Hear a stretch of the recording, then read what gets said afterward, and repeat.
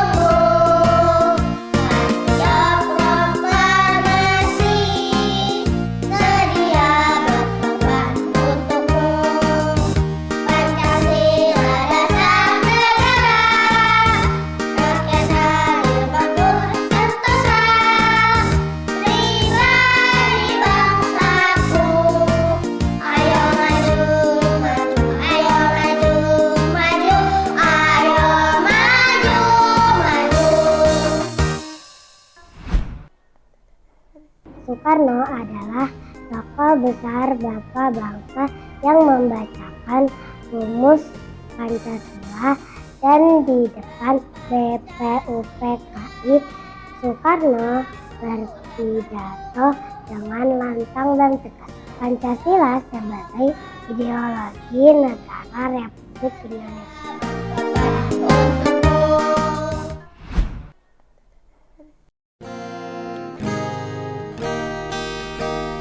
Siswa Nur Fatahila belajar dengan sukaria.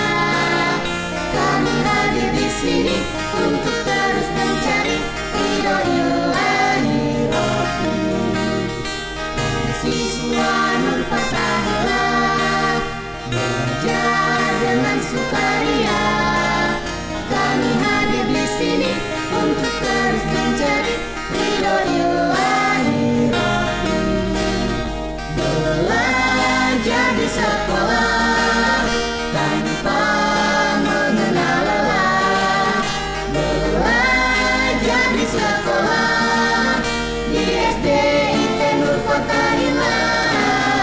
Kami siswa Nur Fatahila belajar dengan sukaria. Kami hadir di sini untuk terus mencari ridho Ilahi Rabbi. Belajar di sekolah tanpa mengenal lelah. Belajar di sekolah di SDIT Nur Fatahila. Kami siswa Nur Fatahila belajar dengan sukaria. Kami hadir di sini untuk terus mencari ridho Ilahi Rabbi. Kami hadir di sini untuk terus mencari ridho Ilahi Rabbi. Wah, gerak dan lagu anak-anaknya bagus ya. Oh iya dong, kan mereka berlatih dengan sungguh-sungguh. Setelah ini kita akan menyaksikan pentas drama. Kira-kira pentas dramanya tentang apa ya? Pentas dramanya tentang Pancasila. Tapi tunggu dulu. Setelah yang Satu ini.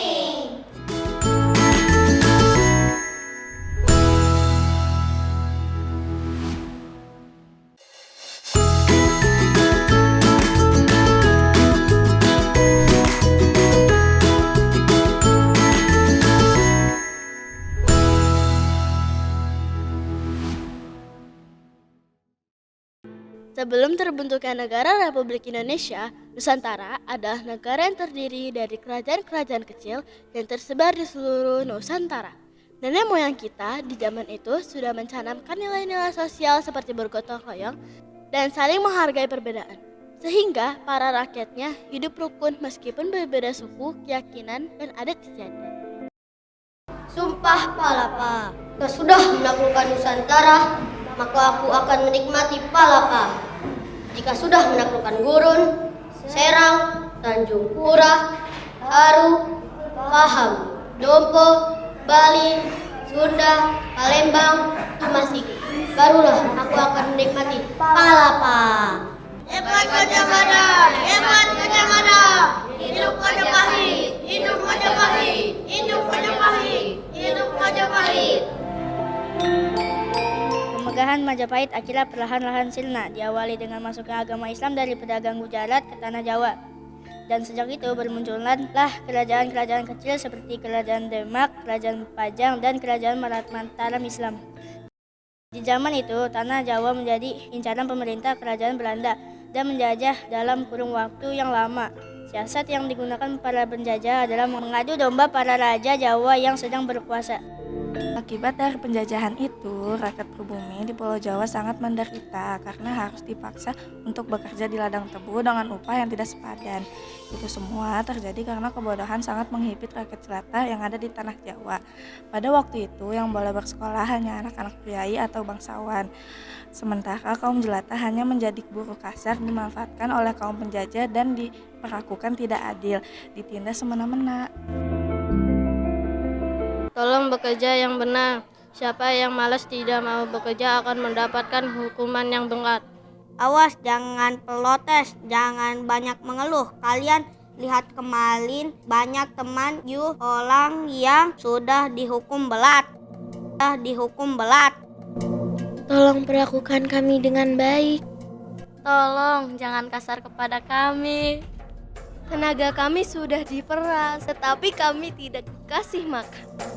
Tolong kasihani kami. Kami sudah tidak mampu lagi bekerja. Akibat dianiaya kemarin, kami sakit-sakit, Tuan.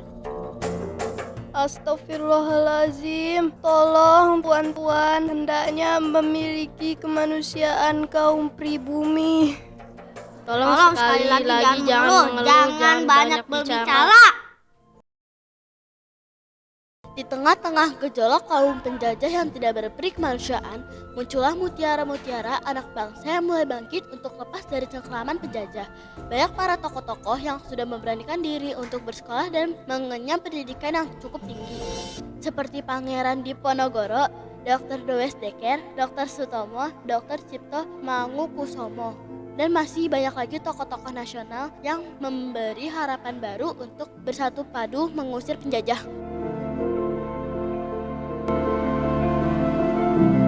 Soekarno, kamu akan saya titipkan ke Surabaya untuk belajar lebih tinggi di sana. Jadilah kau anak yang baik, rendah hati, dan jangan lupa beribadah. Iya, anakku Soekarno. Jangan lupa kalau sudah di Surabaya, kamu harus membantu pamanmu setelah pulang sekolah. Jangan jadi anak yang malas. Terima kasih Bapak Ibu. Saya mohon doa restu. Saya akan pergi ke Surabaya menuntut ilmu. Semoga kelak saya menjadi manusia yang berguna.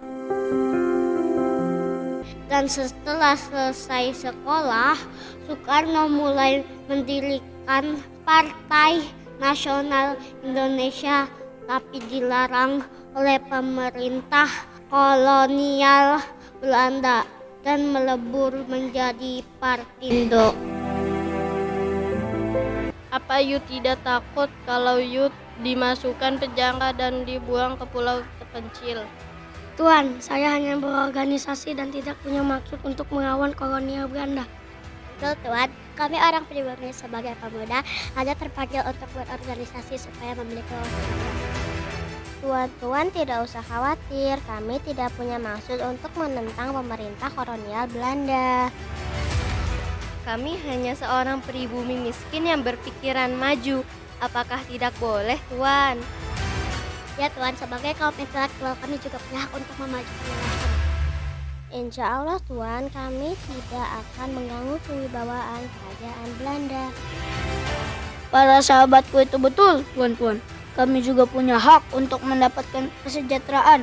Kami juga tidak rela kalau rakyat-rakyat yang penuh kebodohan hanya dijadikan budak dan diperlakukan tidak manusiawi. Untuk itu kami membuat organisasi. Lancang sekali you bicara. Ini lebih baik Soekarno kita jebloskan ke penjara. Dan perjuangan pendiri bangsa tidak sia-sia. Akhirnya Soekarno keluar dari penjara dan tetap berjuang dalam sebuah organisasi, tepatnya di BPUPKI, Badan Pendidik Usaha Persiapan Kemerdekaan Indonesia. Soekarno menyiapkan pidato di mana ia mengusulkan konsep dasar yang terdiri dari 5 prinsip. Kembali lagi dalam acara IKN Intan Kreasi Nusantara. Wah, Bapak Presiden pertama kita hebat sekali. Oh iya dong, pasti hebat. Karena Pak Presiden Soekarno rajin belajar dan berjuang. Dan di segmen selanjutnya, jumpa tokoh.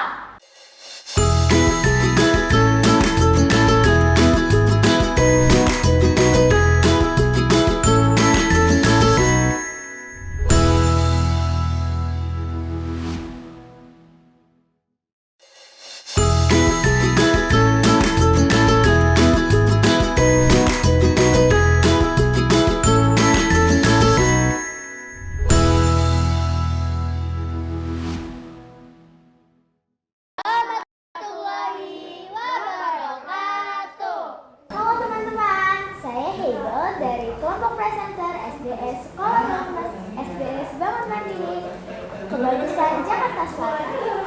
Teman-teman, hari ini kita akan wawancara Profesor Dr. Haji Haryono Suyono.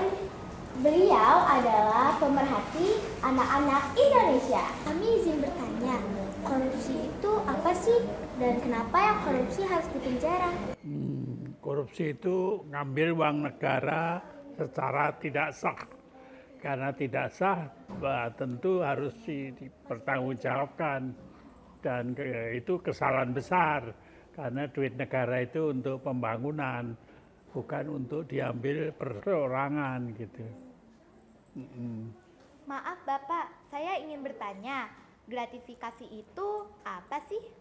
Gratifikasi itu hadiah yang tidak sah dari orang-orang yang berkepentingan terhadap sesuatu pemerintahan. Kemudian lebih baik gratifikasi itu diberantas gitu. Bapak, saya ingin bertanya, apa saja Pak suka duka menjadi seorang menteri? Nah, sukanya kalau rakyat senang dengan keputusan-keputusan yang kita keluarkan sebagai menteri. Tetapi kalau kemudian rakyatnya tidak senang, nah itu kita juga jadi sedih. Karena keputusannya tidak diikuti oleh rakyat banyak. Gitu. Maaf Bapak, saya ingin bertanya, apa sih perbedaan permainan tradisional dengan permainan game di HP? Permainan tradisional itu bersama masyarakat, permainan HP itu dengan HP saja. Jadi jangan banyak main HP karena waktunya terbuang. Tapi kalau bersama masyarakat itu kita bergaul juga dengan masyarakat biasa. Terima kasih Bapak. Sama-sama ya. Sekian dari kami. Wassalamualaikum warahmatullahi wabarakatuh. Nah, semutnya.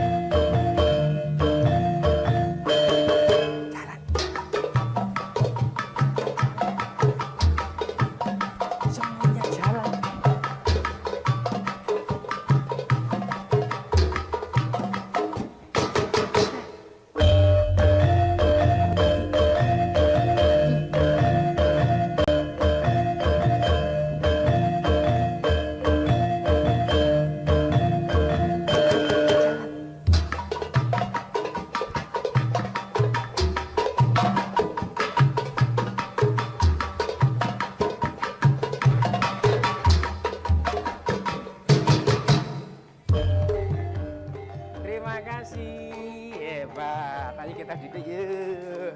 Duduk. Aduh. Kak Didi, Ya, memang asik belajar seni. alhamdulillah asik sekali. Kalau kita udah terjun dan menjadikan sebuah profesi asik dan bisa menghasilkan bundi-bundi keuangan begitu. Ya. Mohon maaf Kak Didi, izin bertanya. Boleh. Pada saat waktu belajar, apakah kakak pernah bosan? Jika iya, bagaimana cara mengatasinya? Oh ya. Sebagai manusia pasti ada suatu saat ada rasa kebosanan. Gimana itu untuk menghilangkan kebosanan? Jadi Kak Didi akan mengajar dan bikin sanggar tari. Gitu.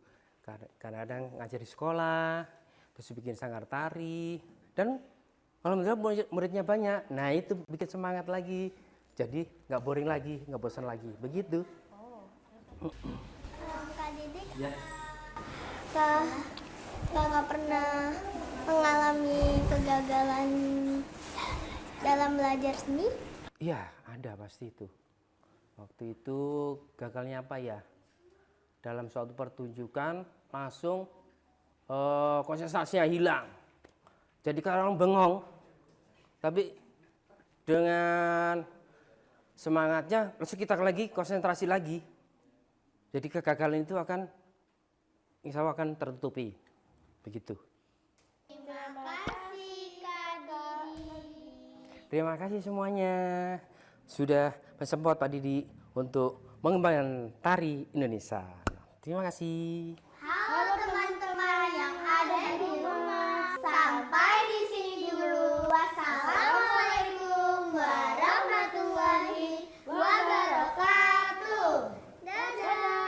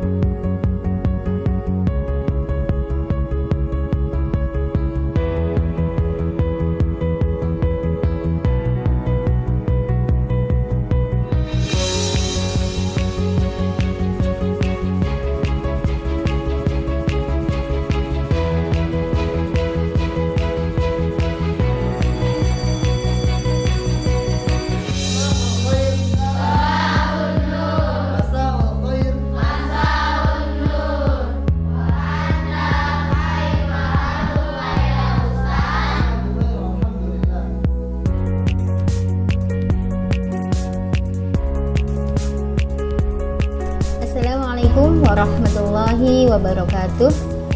Selamat datang di Sekolah Dasar Islam Terpadu Nur Fathahilah.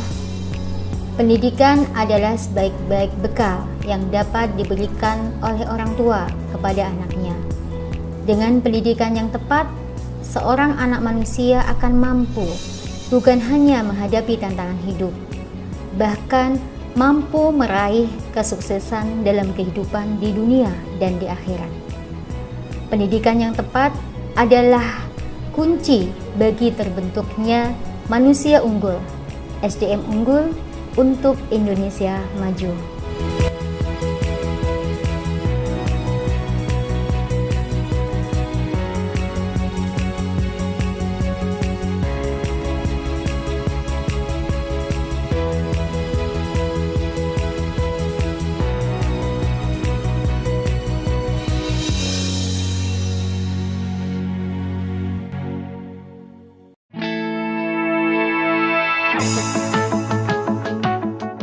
Sejalan dengan hal di atas, SDIT Nur Fathahilah menetapkan visi dan misi. Visi kami adalah terbentuknya lembaga pendidikan yang dapat menumbuh kembangkan peserta didik yang takwa, cerdas, ceria, dan peka terhadap lingkungan. Sedangkan misi kami adalah menyelenggarakan proses belajar secara Islami yang didukung oleh personil yang memiliki kapabilitas pribadi dan profesi, serta didukung oleh sarana prasarana yang memadai. Kami siswa Nur Fathahilah belajar dengan sukaria. Kami hadir di sini untuk terus mencari ridho Ilahi Rabbi. Kami siswa Nur Fathahilah belajar dengan sukaria. Kami hadir di sini untuk terus mencari ridho Ilahi Rabbi. Belajar di sekolah tanpa mengenal lelah. Belajar di sekolah di SDIT Nur Fathahilah. Kami siswa Nur Fathahilah belajar dengan sukaria. Kami hadir di sini untuk terus mencari ridho Ilahi Rabbi. Belajar di sekolah tanpa mengenal lelah. Belajar di sekolah di SDIT Nur Fathahilah. Fasilitas di sini kamar mandi, kemudian sholat, kantin, alhamdulillah semua terpenuhi di sini. futsal juga alhamdulillah anak-anak juga nyaman lah di sini. Dengan adanya musola juga, UKS-nya juga bagus gitu. Para penanggung jawabnya juga bagus-bagus sih. Apalagi nih ada ustazah-ustazah juga ya. Mengajarkan anak-anak dengan sangat baik, hafalan Al-Qurannya bagus, akhlaknya juga baik. Perkembangannya pokoknya pesat banget selama ada di Nurfa Thailand. Dengan adanya kelengkapan fasilitas, kualitas pendidikan, dan hafalan Al-Quran yang menjadi salah satu unggulan di sekolah ini, SDIT Nurfa Thailand bisa menjadi sekolah pilihan bagi ayah bunda yang ingin menjadikan putra-putrinya mempunyai fondasi yang kuat, khususnya dalam hal ilmu agama. Assalamualaikum warahmatullahi wabarakatuh.